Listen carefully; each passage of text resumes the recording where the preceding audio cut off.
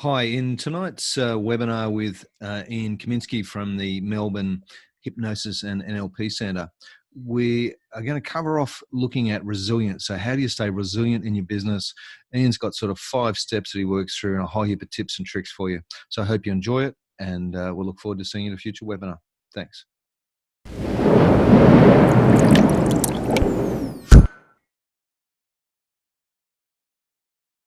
All right, guys, welcome along tonight. Great to have you with us. Got a few more people streaming in, so that's good. I'd like to introduce you to my guest tonight, Ian Kaminsky. Ian's from the Melbourne NLP and Hypnosis Centre. And I guess tonight we really want to talk to you about resilience. And at the moment, I guess I was talking to Ian a couple of weeks ago, and he mentioned he had a program coming up on building sort of business resilience and positive and building a mindset for business.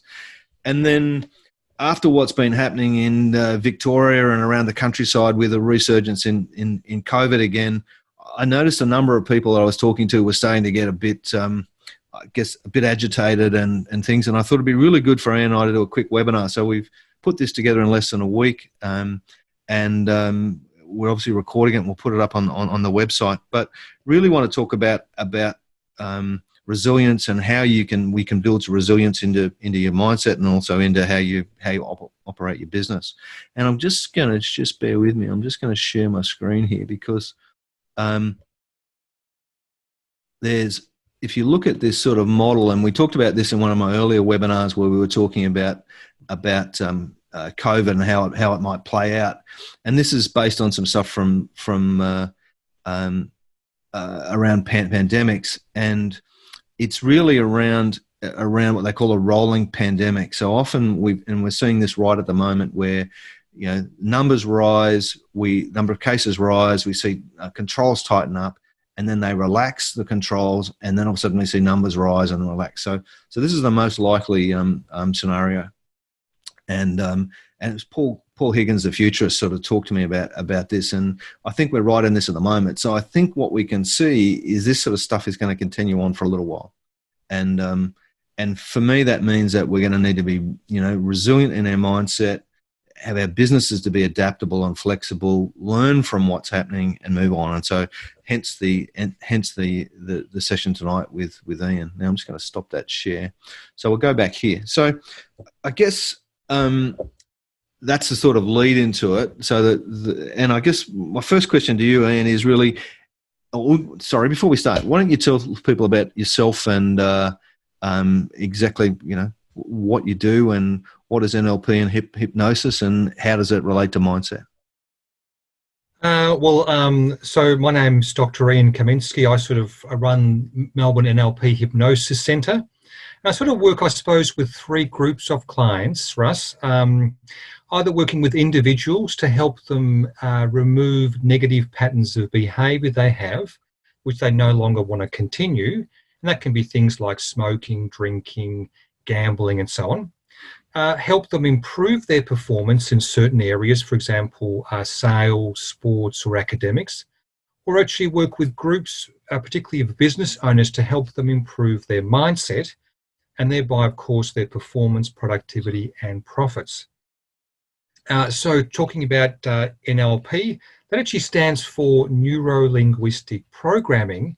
What we're doing here is we're sort of working on the current programs or patterns of behaviour people have, which they want to get rid of. Yep. I think, unfortunately, as we get older, we develop more and more of these undesirable patterns of behaviour. Yeah. Let's not go there. We don't have time. Yes, it's very depressing, isn't it, in a sense? And so NLP just provides a couple of very powerful techniques to help quite rapidly change and get rid of these undesirable patterns of behaviour. With hypnosis, what we're doing is we're just utilising a really amazing capability of the unconscious mind in particular, that when we sort of get into a really nice relaxed state, Russ, we sort of become more open to suggestions. Yep. And thereby change in various areas that we'd like to improve in or get rid of, patterns of behaviour which we no longer want to maintain. Yeah. And so we become more open, we become more visual, become more imaginative, And thereby when we become more open, we're really willing to take on things that we otherwise would not accept. And that actually allows us then to change again those patterns of behavior relatively quickly. Yeah. And I actually find those two work really, really well together. I just sort of love using that as a combination. So it's very, very powerful. Very powerful, yeah. I have to, I've been using hypnosis for the last 10 years. So exactly the way you talk about it to help me be more focused and perform in my business. You know, I don't have smoking to give up or gambling or anything else, but a few other nasty habits we should talk about. But really, you know, for me, it's been a fantastic tool. So, you know, I'm really comfortable with using that in a business context. So if we start talking about resilience, how do you define resilience, Ian? I mean, I sort of have a view of it, but what's your view of resilience? I suppose it really comes down to, you know, being able to quickly recover from setbacks and obstacles, which inevitably, you know, will come up probably more rapidly in these days, of course, because things are just so rapidly changing in our current environment. But be able to sort of, you know, come across them and bounce back from them, learn from them, and just simply move on and do better, of course, next time you have a similar situation occur. Yeah, yeah. I certainly see resilience as that ability to bounce back. You know, it's that rubber ball concept, isn't it? And some people are certainly better at it than others. Okay, so I guess in our previous conversations, we've been talking about this for a while. So Ian and I are part of a networking group. For those of you who logged in earlier, would have heard us talking about BX, and we've had a few conversations around this sort of stuff. And I know that Ian, when we start thinking about building resilience, there are sort of 5 key elements that you talk about, and I've written them down here. They're sort of controlling your state, controlling your focus, managing stress and anxiety, having powerful daily rituals, and then managing your motivation. And I thought we might just quickly chat about each of those as we move through this webinar. So what do you mean by controlling your state? I mean, that's the first place to start. So what do you mean by state, and how do we control it? Okay, so state really relates to things like your emotions and how you feel, Russ. And if you've done any work, for example, with a guy called Tony Robbins, you know, he's this, you know, personal development guru. I have done work with Tony Robbins, yeah. You know, he focuses totally on controlling your state, you know, how you feel, how can you sort of maintain what he calls a peak state. Well, maybe just illustrate this a bit more with a couple of questions, in fact, back to you, Russ. Let's just say, for example, a problem comes up during the day, you know, with your business or, you know, with your clients. Are you better placed to deal with that effectively if you're in a positive, happy state compared to being in a negative, you know, down state? Yeah, I think the answer is fairly obvious. It's in that positive state, you certainly deal with adversity a lot better, don't you? You tend to exactly. So this is why it's so flexible. Yeah. It's so much more crucial to be able to control your state, you know, to thereby improve your performance moving forward. This is actually where it gets really interesting though, Russ. Let's just say, for example, you're having a really bad day. Okay. Nothing's sort of going your way and you're sort of getting really pretty pissed off throughout the day. We've all had those days. Yeah. Yes, we certainly do. And then suddenly out of the blue, your best friend calls up and says, Russ, look, I'm in town just for tonight. Haven't seen you for 5 years. Let's catch up on old times, have a bit of a ball, and, you know, are you available? You know, how quickly would your state change just like that? Yeah, it does, doesn't it? It does. It changes really quickly. Yeah. So we have this inherent ability thereby to be able to change our state. You know, this was a random event, but we know we can do that in that particular example. Yeah. So the question then becomes, that was a random event, but can we do that with volition or deliberately? Yep. And the actual answer is definitely yes. And if you can develop this skill, it's a very, very powerful skill to have in business. In fact, really in everyday life. And I'll talk about a couple of techniques when we sort of get to that point later on about how you can control your state. But I just want to emphasize at this point, it is a very powerful skill to have because it can really be an advantage in so many, particularly business contexts. Okay, excellent. So if we're talking about resilience and controlling your state, the second point you talked about was controlling focus. So I mean, your state and your focus are two different things. Just might explain the juxtaposition between those, and then also I guess maybe some tools and things you can use to do that. I mean, they're related in a sense, Russ, because at the end of the day, for you to be really effective again in business, you really have to have really to be able to become super focused, particularly when you're doing really high critical strategic business type tasks. And unfortunately, as we all realize, we live in a sort of really in an information overloaded environment. Yeah. SMSs, social media, just on and on and on and on. Yeah. I want to give you another example, Russ. If you maybe, again, I've got a question for you. Okay. Now, did you ever play football or soccer, any sport? I'm built for rugby. Yep. Okay, with rugby, let's just say, right? And let's just say, for example, you were doing the goals, like you were the goal, that was sort of your main part of the game. And let's just say you're in the grand final. The scores are level. We're down to the last few minutes of the game. Yep. Suddenly you get the ball, and now you've got one last attempt to get a goal to decide the outcome of the game. Yep. Now, ignoring the pressure for the moment, right? How focused would you be on getting that goal? Yeah. I've been there. Yeah, you are focused, extremely focused. So everything comes sharper, everything happens slower, all that sort of stuff. Yeah, and this is what we're talking about here, developing that skill that you can, at a moment's notice, in fact, take on a state where you're super focused and, again, can focus on these important strategic tasks. Again, a very important ability to be able to be resilient. And that's one of the things I do use hypnosis for, is to improve my concentration and my focus. So that I talk about being in the moment, so that when I'm with clients, and I find particularly when I'm one-to-one with people across the table, it's not so hard, but when you're on Zoom and phone calls and stuff with people, and I coach a number of people around the world via either Zoom or phone, I find it's really important that your mind doesn't wander, because it's really easy for your mind to wander and look out the window or check your email or what's out on my phone, exactly right, and not be in the moment.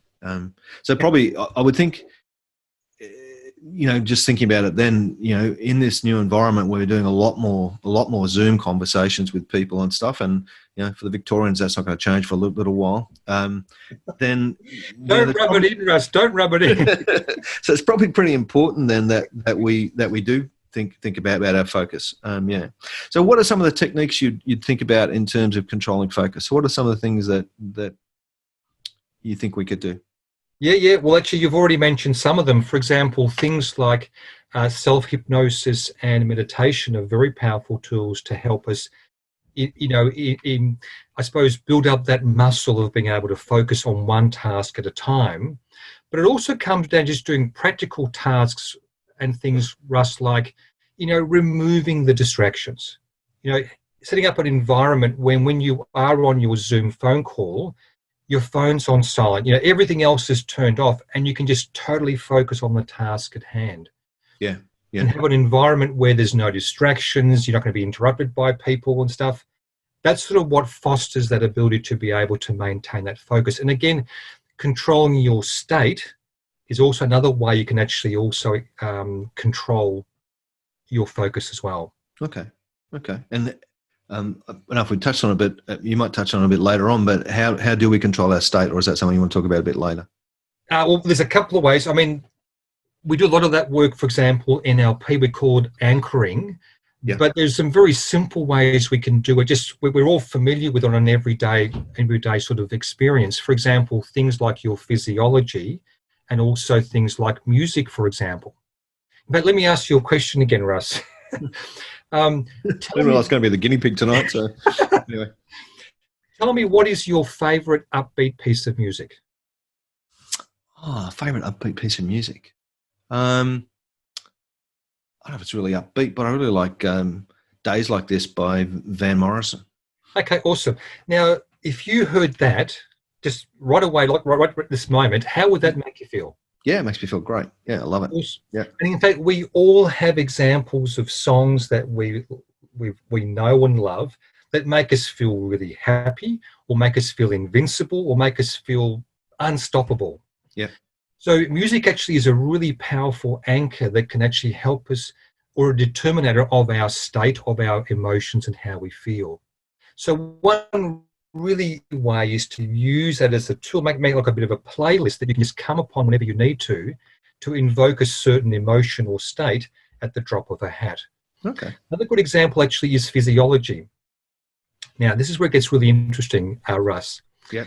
You see, if you observe someone at a bit of a distance and you look at their physiology, their posture, their body language, you can probably work out without hearing a word how they feel. Yeah. Now, are they happy? Are they confident? Are they sad and so on? Depressed, for example.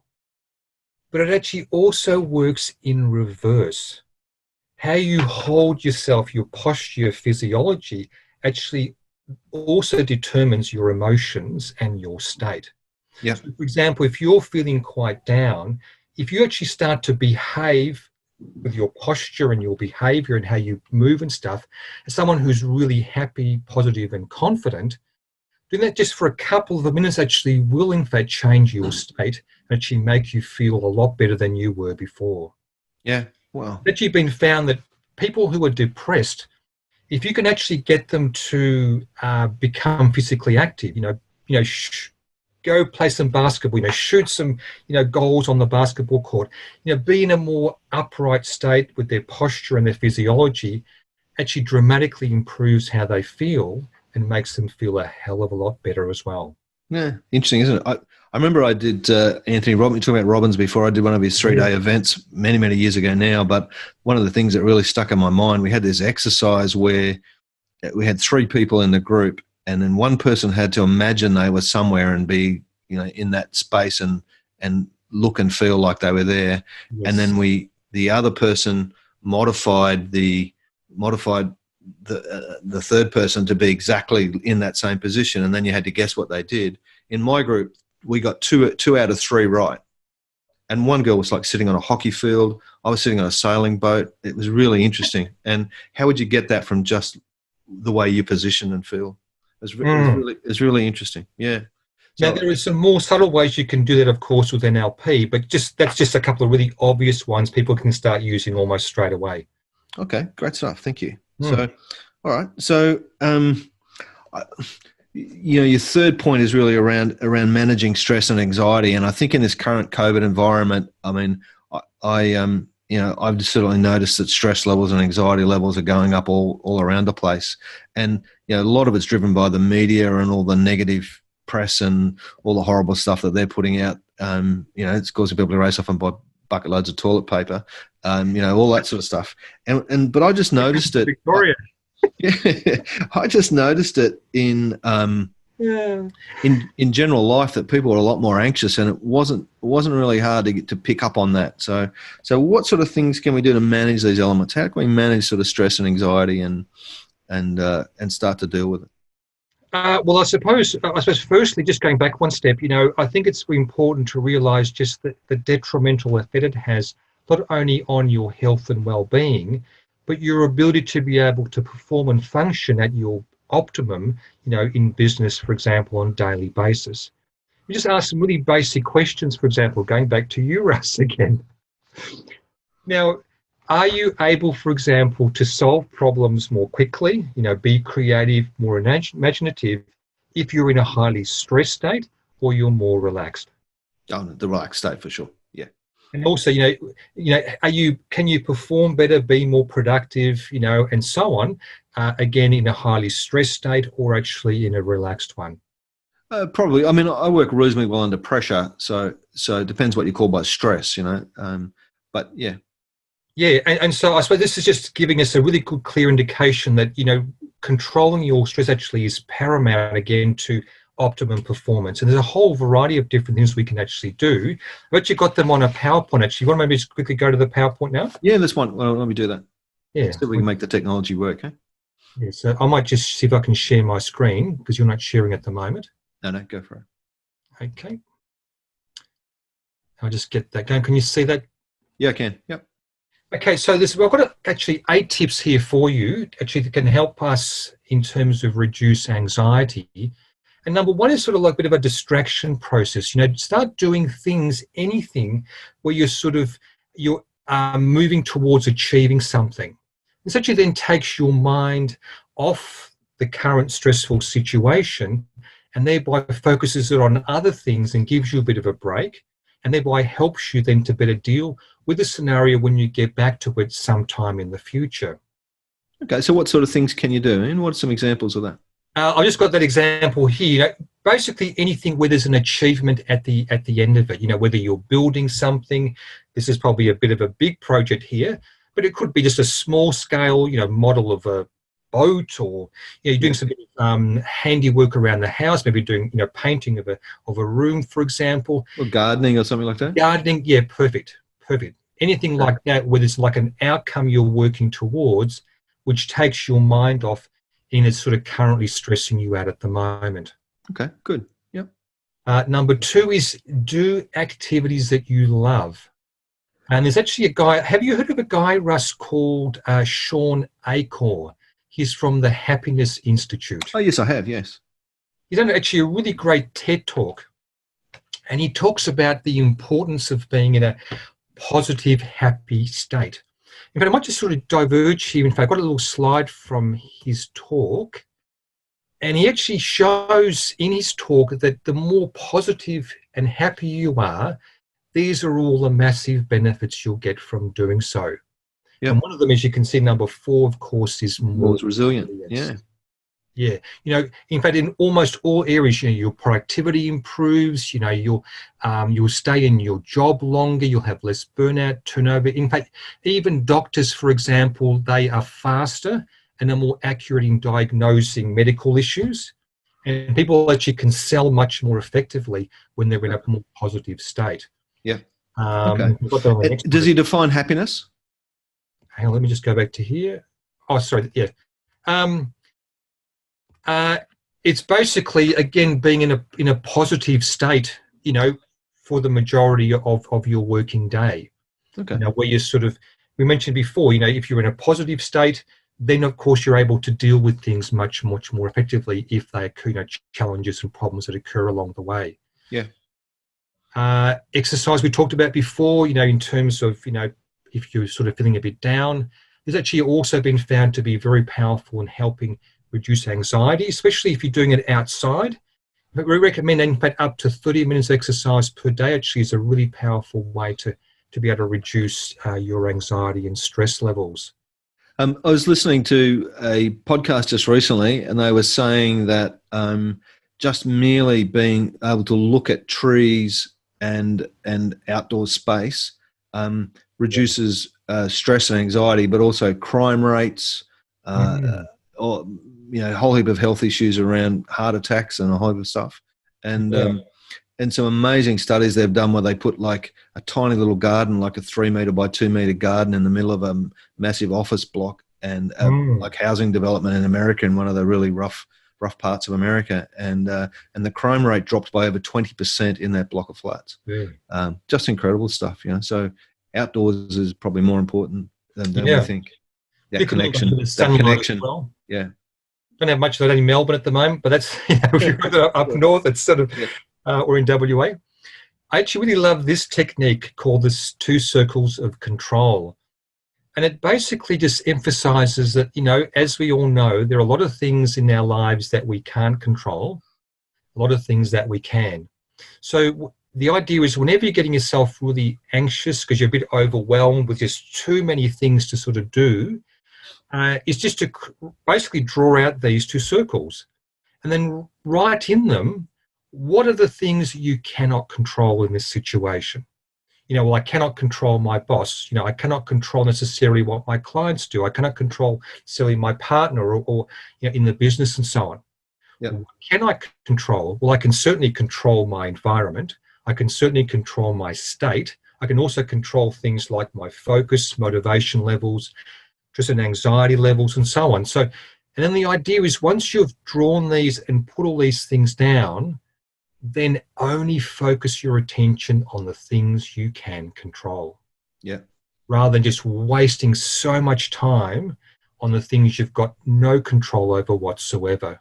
Yeah. And that gives you really good sort of focus on, the things you can control, and you can see, achievement, you're making progress. And again, it just makes a huge difference to your anxiety levels. Yeah. So that's about controlling your focus again, isn't it?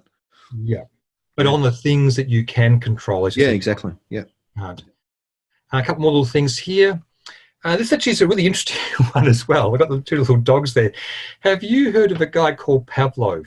Oh, yeah, certainly. My daughter's studying psychology at the moment. She's just started, so they've just done Pavlov. Yeah. So what's your understanding of Pavlov and Pavlov's experiment?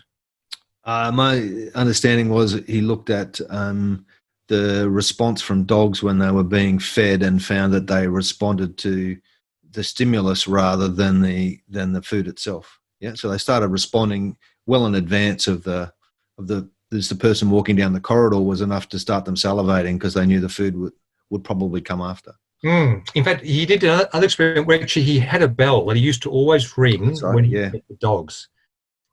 Twice, 3 times, and then he just rang the bell, and of course he started to salivate. Yeah. So this is just saying to us, as this principle is saying, that most of our anxiety is a trigger response type of situation.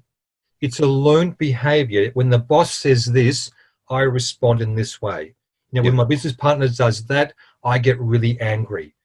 And the great thing is that, of course, what we've learned, we can, of course, unlearn, by changing our habits and our habitual responses to our various triggers. Yeah. So the important point is to just realize that most of the time we are responding to triggers in a predictable way, learnt way, which can, of course, thereby be changed and be unlearned in the future. Yeah. Yeah, in that space, we've got a model that some of the guys that are listening will be familiar with. It's a belief behavior model, which basically says if there's a trigger, it normally triggers some sort of belief from us, which gives us a behavior, which gives us an outcome. And if you want to change the outcomes, you have to change the beliefs, so you get a different behavior. It's quite a simple model, but it's really powerful, isn't it? Yep, very much so. Of course, eating the right foods is very, very powerful because, of course, eating the wrong foods, and particularly if you're taking in lots of stimulants, whether it's coffee, whether it's smoking, for example, other stimulants, that just sort of increases your anxiety levels dramatically throughout the day. Yep. Lack of sleep is also a huge contributor to your anxiety levels and be able to cope with different situations that come up. Yep. That might otherwise be able to deal with quite effectively. And then finally, using a variety of anxiety distraction techniques. Taking your mind off the situation, even just for a couple of minutes, actually helps you calm right down to be able to then come back to it and deal with it more effectively. Okay. And one very simple, this is where I've got the mathematical symbols here. One very simple one actually is basically closing your eyes and counting down from 200 in twos. Okay.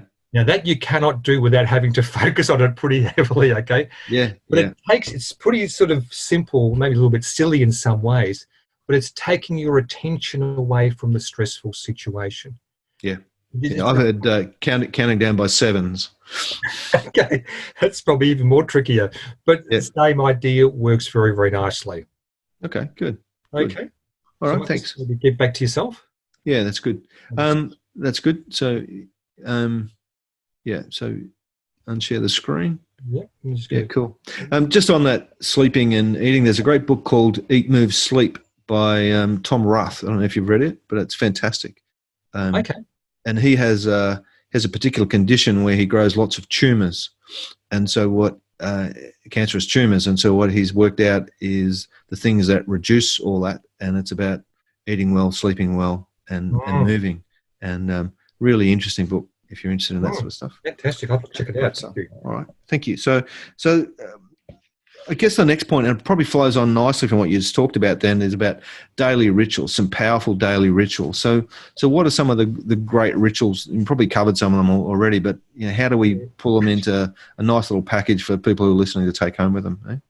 Well, I suppose maybe go back one little step here is that I suppose while we're during or in this period of major uncertainty and rapid changes, it actually helps us to these habits give us a bit more sense of certainty, more control and predictability in our environment, which certainly helps us better deal with the uncertainty we're currently experiencing.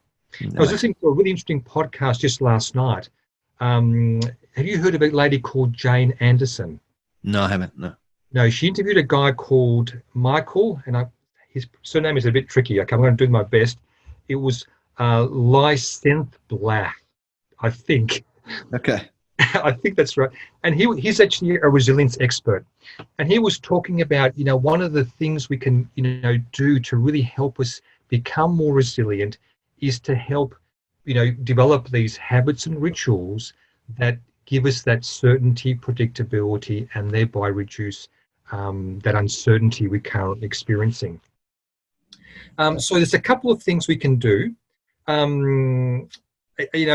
I suppose the very first thing, we talked about before, some of the sleep thing, the nutrition thing we talked about before, but I suppose the very first thing is just creating rituals that reduce our stress and anxiety. That's probably one of the key things we should be focusing on, particularly in the current environment. Number two, I've actually got that slide, in fact, back up from Sean Acor. This one here. Which is basically helping us create rituals that move us from focusing on the negative in our we can't see this slide if you. Oh, sorry, I'm not sharing, am I? That's right. That's a good point. Sorry, I'm glad. Let me just go back to that.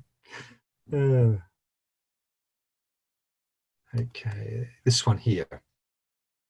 So he recommends these 5 very short sort of tasks that you do throughout the day that help move your focus away from the negative and the challenges and obstacles, but more towards focusing on the positive.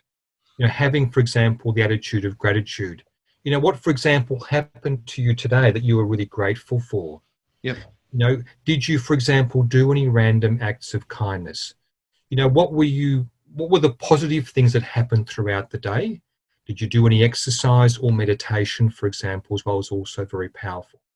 So I, for example, I really love this. And so every night before bed, I actually go through this 5-step process that I learned from Sean. And what I've found actually, Russell, is that it's really changed my focus from the negative, the challenges and obstacles throughout the day, to focus more on, well, what actually happened today that was really, really good. An interesting thing is, Russell, that there are so many things that happen in our day, but if our focus is in the wrong direction, only on the negative, for example, we miss all this great stuff that actually happened throughout the day. Yeah. But if you start to focus more on the positive, you see more and more and more of it, which was always there, but you just didn't see it because your focus was in the wrong direction. This is really good.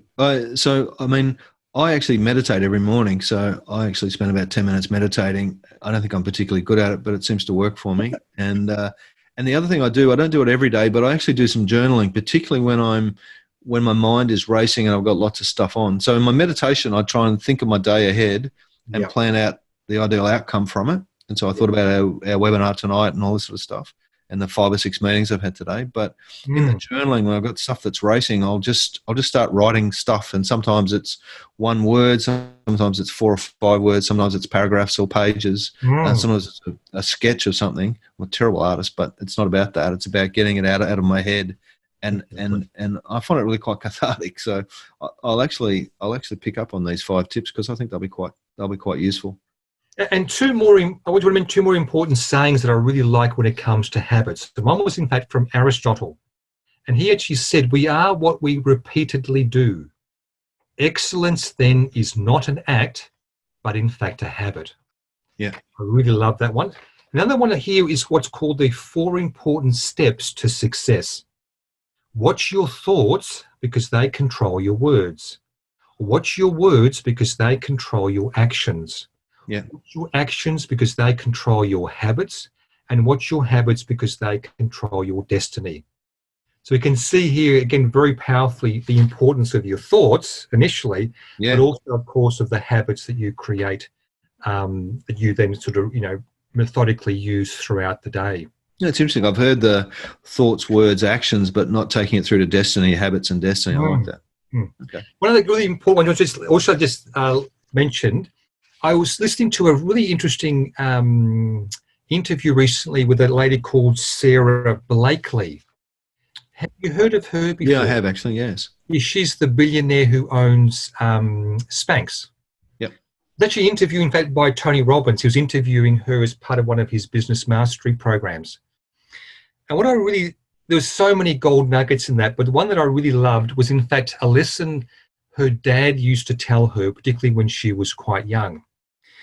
And he used to say to her, "What did you fail at today?" And you think, what? What's he talking about?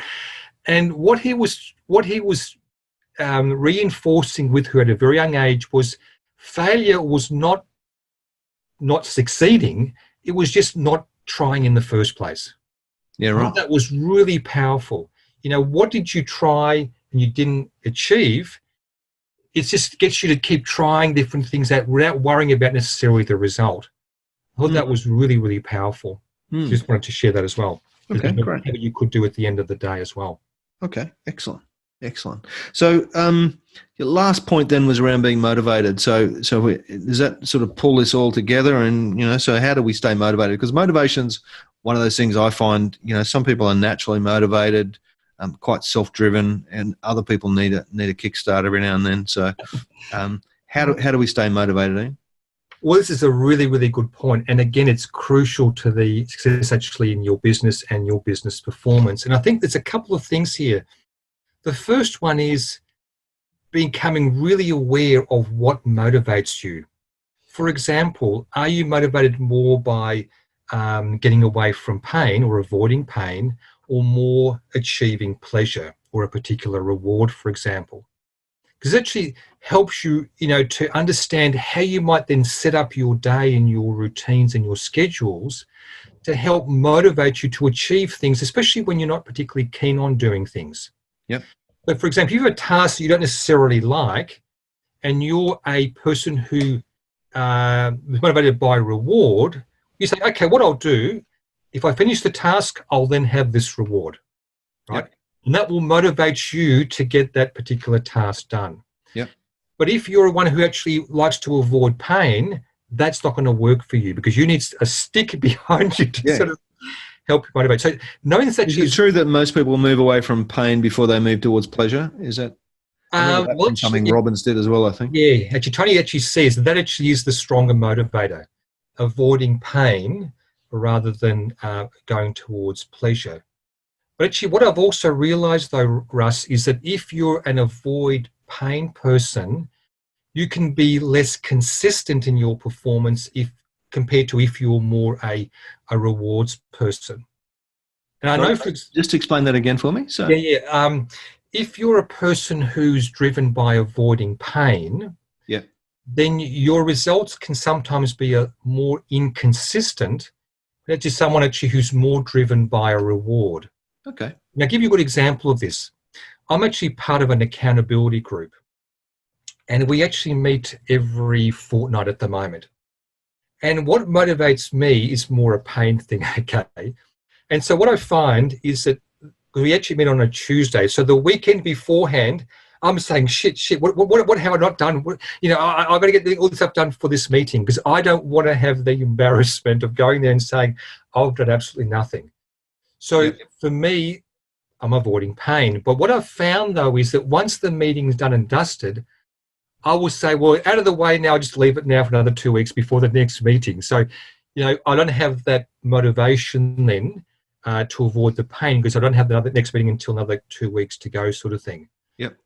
So it's a very interesting way of sort of understanding, what motivates you, what doesn't, and what are the implications of that in terms of your consistency of performance moving forward. Yeah, it's interesting, isn't it? The other thing too is also realizing what are sort of the tasks that you love doing that also you are motivated to actually do. Because if you actually do tasks that you love, that you're motivated to do more and more, you actually get a lot of fulfillment and happiness from that. Yeah. And we know from what Sean was saying, that the more positive and happier you are, of course, the better you'll be in terms of productivity and in terms of your results moving forward. Yeah. The other important question is, well, what actually got you into business in the first place? What was that drive, that passion that actually got you going in the first We place? call it an entrepreneurial seizure. I like it. Yeah. And going back to that and saying, well, look, rather than get caught up in the mundane day-to-day stuff, what was that passion? What was that drive that really got me going in the first place? And sort of reigniting that wherever you can to reinvigorate your motivation, for your business moving forward. Yeah. Have you been found that there are probably three things that actually motivate most business owners? And when you have them all together in what you're doing on a daily basis, it really helps you perform at a much higher level. And one of them is autonomy. Yeah. I want to do things how I want to do them. Yeah. Number two is just being able to really get good at what you love doing. For me, of course, it's helping clients. And number three actually is, being able to be connected to other business owners, in a community type environment, whether it's a networking group or other types of activities. Or can be connected to clients and all that sort of stuff as well, customers. Yeah. Exactly right. When you have those three together, it makes people thrive in a really, really powerful way because they're sort of doing things that motivate them naturally. Yeah. Another important saying in relation, so I want to just maybe finish up on that little section there, was ask this question. What is the secret to your success in your business? And then really listen to what your answer is. What is your special secret sauce that you've developed, your natural skills and ability? And then once you work out the answer, then make sure you practice that on a daily basis. Okay. Yeah. Right, good. All right, it's good. Guys, we might thanks Ian for that. So we worked through that sort of the 5 areas there. We might open up for some questions from the floor. So if you'd like to ask a question, if you go to the participant thing, you can put your hand up. Yeah. You can actually, it says participants. I'm pretty sure that's where it sits. You can actually click on that and there's a thing that says put your hand up, I think. So if you'd like to ask a question, either that or just type the damn thing into the chat or the question area. But if you put your hand there, if you want to ask a question, then I can open up the microphone for you if you like, if you've got a question for Ian. Just while we're waiting for him. So do we have one there from Brett? No? Yes, no? Yeah, Justin. There you go, Justin. Hi, mate. Hey, how you doing? Meditation, I think, is one of those things which is really interesting, and I think it ties. It's very connected to NLP and very connected to hypnotherapy and hypnosis. I'd be just interested in your thoughts on meditating. I've been using Smiling Mind, and there's another one I think Russ put me onto a while back. In terms of a couple Headspace. Headspace, yeah. So I'm just interested in what you find is working for people. And for context, my father's a hypnotherapist, so I know a little bit about it. Oh, fantastic. You're one of the lucky ones, Justin. Look, I suppose I meditate twice a day and I do it religiously. I find that there's so many benefits for me, not only just from an anxiety reduction point of view, Justin, but I find for me it's a way to really foster and develop my creativity and my imagination and problem solving skills. And so I almost inevitably, Justin, it's really amazing. If I ever have a problem at work or in my business, or even if it's a personal thing, if I then meditate, morning or afternoon, I probably get about 3 or 4 ideas as to how to better handle that and solve that moving forward. And so I, with all my clients, I recommend it, really strongly, wherever possible, to meditate when they can. Is there any particular structure, if you don't mind me asking, any particular structure that you use? I mean, I go through relaxation, the way that I would do it, I'm just interested in your feedback. So I'd take myself through a relaxation process of working through my toes, up through my legs, etc., in my head. Make sure I was in a nice relaxed state and perhaps trying to concentrate on my breathing, and then just perhaps let whatever flow. Yeah. Yep. Look, Justin, there's so many different styles of meditation. I mean, I personally I use transcendental meditation, or TM it's also called often. But look, I'm not that fussed so much on the technique. I'm sort of more just, as long as you're meditating in some form, then that's a great, you get so many benefits from that. And then you can, if you want to explore techniques, other ones, to see if they sort of suit you better or not. Yeah. But as long as you're doing something, at least, that's a huge, huge benefit for you. All right. Thank you. Justin, I actually use a reasonably simple technique. I just count breaths in and out and just concentrate on the breathing, and then I'm in a relaxed state. Then I focus on the things I want to focus for. And to me, I do it every morning, and I focus on the day ahead and the things I want to get out of the day. And I've got a couple of little personal affirmations or mantras that I run through as well. I'm just, I find I come out of it quite calm and collected and ready to take on the day. And so I do that. I do that in bed. I don't even get out of bed. I'm just I'm that lazy. I set the alarm 10 minutes earlier, and that's what I do. Anyway, thanks, Justin. I hope that helps. Just on that point, sorry, just before we leave Justin, what you can also do, which is really cool, Justin, is you can also do, powerful visualization of you performing a task that you're not sure about or you'd like to perform well at. It's all like mental rehearsal. Yeah. So, for example, if you say you're giving a talk, for example, to say 500 people, and you're a little bit nervous about that, you could actually do what you're doing at the moment, do your progressive muscle relaxation, and then you could actually just do some really powerful visualization work of you performing at your best and doing a really good job, getting a standing ovation, everyone's really happy. Because what happens with your mind is you can actually unconsciously differentiate between what's imagined and what actually is real. Yeah. Right. And so if you rehearse this in a really positive, powerful way a couple of times, when you do it, your mind will be thinking, gee, actually, I've done this before. I've actually seen this happen many times. And it really changes how you feel and how you perform in that event. So it's a great thing to add to your meditation, Justin. You're brilliant. Thank you. Just one thing I'd probably mention I've also recently tried and found really good is Qigong, which is yes. Yeah, it's like a moving meditation, a little bit like Tai Chi, but different. Yeah. Similar to yoga as well, very sort of in a similar sort of way. Yeah, fantastic. Thanks very much. Thanks, mate. Colin, I know you were there. So there was a question there from Bill as well. Yeah, we'll grab that in a sec. Colin's just been. Colin, unmute you. Sorry. No, Justin, I've unmuted everybody. Hang on. You there, Colin? Yeah, we go. I'm here. Can Fantastic. you hear me okay now? Yeah, we are. Colin, Thanks, how mate. are you? Right. I'm reasonably well, thanks, Ian. Excellent. I must just say I enjoyed the presentation today and just want to get your thoughts around, and I know it's all intertwined with what we've been speaking today, but around EFT. I mean, I had a total phobia of needles, and I went to a psychologist, and part of that was, and I've had some, 1,000 blood tests in the last 3 years, and injections and whatever else, and so I learned EFT as my way of being able to overcome, all those situations. And whilst now I've probably slackened off a little bit from the actual tapping,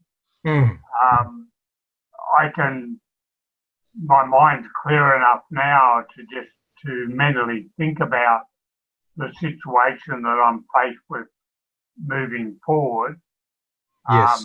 or what's coming up and how I handle that. And what's your thoughts around, EFT as such? Look, actually, I know a lot of therapists who use it and use it very effectively. And can I just ask you, might just explain to those who don't know what EFT is? I don't know much about it myself, to be honest. I mean, it stands for Emotional Freedom Technique, I believe, Colin. Yeah, that's correct. It's not electronic funds transfer, as a lot of people think of when you first speak to them. Yeah. So I'll put my link at the bottom of the screen here, Colin. You can send your money when you're ready. All right. I mean, it involves tapping different parts of your body, and I think they sort of more or less follow the Chinese meridian lines. Is that correct, Colin? I don't know about that. I mean, the original guy was it Gary Craig or Coleman, one or the other. And he had a very set procedure, so you had to tap in a certain order. Okay. And he sold his program to practitioners for like 100K. And then along came a guy who was a engineer by profession. Mm-hmm. And he said, look, it doesn't really matter what sequence in which you tap. It's more about getting the focus. And he then basically gave the program away. And all these guys that were sitting out there, that psychologists and that were there but couldn't afford 100K, all of a sudden all swung in behind the other guy. And basically today it's, pretty well given away free. Russ, if someone wants a link to it, I can send you a link. So I was just interested to see, I've done NLP, I've done Robbins, I've done, a whole lot of them. And I was just more interested in getting your thoughts on it. I was just going to say, Ian, I actually went to a TED talk here on the Gold Coast, and a lady that was there, she had done her PhD on EFT and on tapping, and the results were just amazing. What they'd come up with in terms of reducing stress, anxiety, all those sort of not robotic, repetitive behaviours, all that sort of stuff. Yes. A lot of them use it even right down to marriage counselling. There's nothing you can't really use it for. Yeah. So it could be removing anxiety. It could be alcohol, cigarettes, whatever. All those bad habits that Russ and I don't have. Thanks for lumping me in there, mate. That's good. Well, we used to have them, but we don't now. Certainly. Okay. I think, Colin, if it works for you, just use it. That's the main thing. Just find something that works for you and just continue using it. So great to hear. Okay. All right. Thanks, Ian. Thanks, mate. We've got one more question here from Bill. It says, Ian, for people not in a good place, either anxious or feeling low about themselves, I cannot seem to make a suggestion that works. Not that my suggestions are bad, more that my client does not really want to hear. Are there any techniques that you use to help to get to these type of clients? So how do we get people to help themselves, I guess? Yeah, that's a really, really interesting question, Bill, because, for many people, if they're not open to change, then it doesn't matter what you actually do, it's just not going to be effective for them. And I know, for example, when I'm, sort of interviewing a potential client for, say, quit smoking, what I'm really focusing on is, what is their motivation levels? How keen are they to get this result? Because if it's too low, I won't take them on as a client. But going back to your question, though, because the other thing too is if they don't want that change, like for example, if someone doesn't want to quit smoking, well, I can't really do anything to force them. So going back to your question, if they're not wanting the change that you're sort of trying to help them with, then it's really, really difficult to help them. But what you could do, though, as a suggestion, is you could actually use some indirect techniques. Women use them all the time on their husbands. They make indirect suggestions. Like have you ever watched the film The Big Fat Greek Wedding? There's a really great example in that film where the actual father was dead against his daughter working for the travel agent who was right next door to their restaurant, and he was just no. And then the funny thing was, the mother, the aunt who owned the travel agency, ganged up with the daughter, and they actually went to speak to the father while they were having a dinner one afternoon. And they indirectly, led him around to him saying, well, I think she should go and work at the travel agents next door. And they said, you are a genius. You are amazing. And he said, yes, see a man? A man is amazing. And they just sort of led him around it. So, I mean, sort of getting back to serious here, you may want to have a look, Bill, at a more indirect approach. How you can sort of, be very subtle in, use, for example, metaphors or stories, or examples of people who who've actually had a similar situation happen and did, Fred actually, he was able to achieve this. So you're sort of doing it in a very sort of subtle, indirect way where they're probably not even realizing what you're actually doing.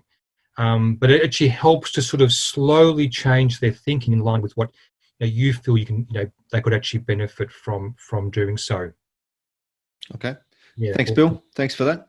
All right, guys, we're probably going to have to leave it there. I think we could keep talking for a while. I'll just share my screen here for a second, and I guess just a couple of slides here. Go on, you go.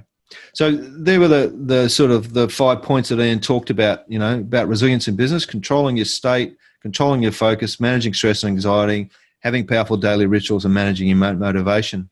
And as I said at the start of the presentation, the start of the webinar, Ian and I got talking because he's running a program on resilience and mindset. So on a business success my mindset, which I thought was really useful and started, I guess, this process. So here's an unashamed little plug for Ian. Really thank him for coming along tonight. But if you're interested, Ian's running a 28-day online group coaching program, $297 per person, runs from the 16th of July through the 6th of August, and you can book on that phone number. Or is there a website they can go to, Ian? What I'll do is I'll send you an Eventbrite link. They can just book in through that. Okay, fantastic. All right, that'd be really good. And if you're interested, I'm sure Ian's happy to have a chat with you about that at any time.